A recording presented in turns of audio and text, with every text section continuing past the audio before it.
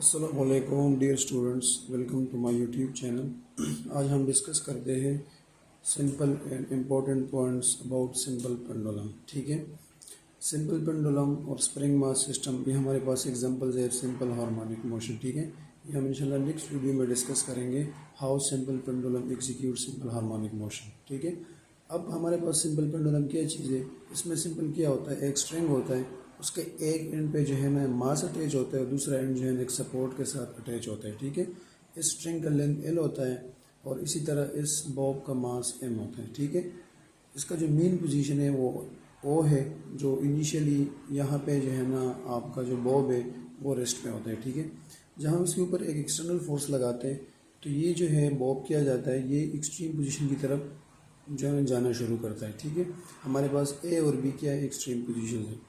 अब फ़र्ज़ करें ये जो बॉब है ये बी पे पहुंच गया। ठीक है, अब वहाँ पे जब ये पहुंच जाता है तो यहाँ पे क्या होता है, स्ट्रिंग में टेंशन प्रोड्यूस होता है।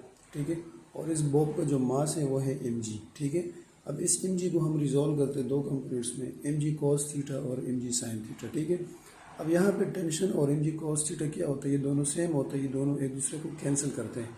लेकिन जो एम जी साइन थीटा है वो वाहिद फोर्स है जो इस बॉब को रिटर्न करते हैं मेन पोजीशन की तरफ। तो इसलिए हम कह सकते हैं कि यहाँ पे हमारे पास रिस्टोरिंग फोर्स क्या है, वो है एम जी साइन थीटा।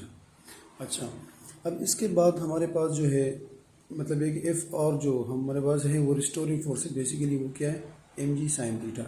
अब अगर हम देखें तो एक्सट्रीम पोजीशन में हमारे पास काइनेटिक एनर्जी क्या होती है, ज़ीरो होती है, क्योंकि यहाँ पे बॉब जो है ना वो रेस्ट पोजीशन में आ जाता है। ठीक है, उसके बाद जो है ना मेन पोजीशन की तरफ ही जाना शुरू करता है।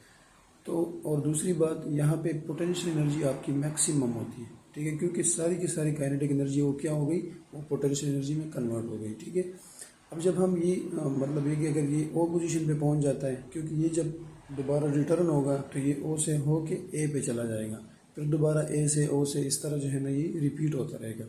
तो ओ पे हमारे पास काइनेटिक एनर्जी मैक्सिमम होती है, क्योंकि सारी की सारी जो पोटेंशियल एनर्जी थी वो काइनेटिक एनर्जी में कन्वर्ट हो गई है। ठीक है, अब हमारे पास जो सिंपल पेंडुलम का टाइम पीरियड है वो हमें पता है, T is equal to 2πL/g।